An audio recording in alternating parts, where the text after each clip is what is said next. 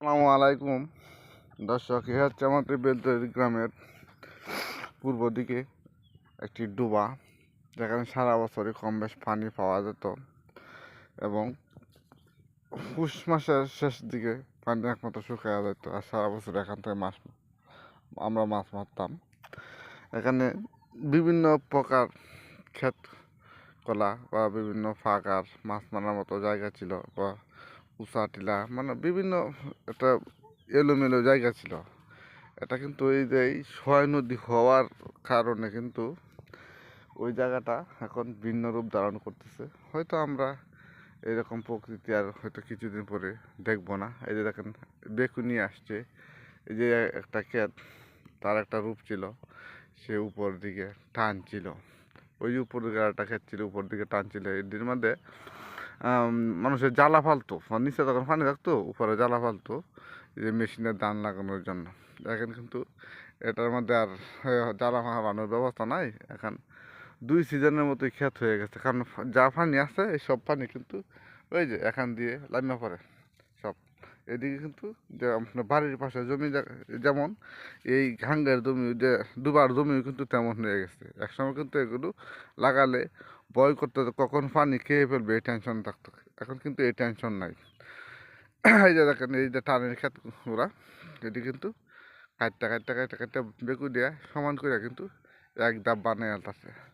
এটা হয়তো কিছুদিন পরে দেখবেন এই যে ক্ষেতগুলো এলোমেলো লাগবো, যে দাগের বের, এই বের সেই বের, তখন কিন্তু বলবো যে আমার ক্ষেতটাতে এনো আছেন, হেন আছেন, হেন আছেন।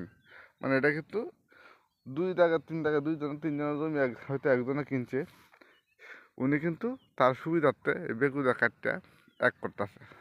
কিন্তু এর ক্ষেত কিন্তু আসলেই উষাটিলা আসেন। হ্যাঁ, এর ওইটা এক মালিকের, ওই ক্ষেত এক মালিকের, ওই ক্ষেত এক মালিকের। দেখেন কৃষকের মানে মালিকের সুবিধার্থে ক্ষেত কিন্তু একত্রিত করতেছে, কিন্তু কিন্তু দুই তিনজনের ক্ষেত, দুইজনের দুই মালিকের ক্ষেত। এখানে দাগ হয়তো দুই তিনটা আছে। আসসালামু আলাইকুম। এটা ভবিষ্যতের জন্য আমার ইউটিউব চ্যানেল রাইখা দিলাম। আমাদের ঐতিহ্যবাহী বেলতলী গ্রামের পূর্ব দিকে ডুবা, এটা এরকম নদী শুকানোর পরে আছে। এই যে এইদিকে একটা আপনার শুয়াল বেড়াটা ক্ষেত ছিল, যে দেখেন এটা সারা বছর এটা পানি থাকতো, আমরা মাছ মারতাম।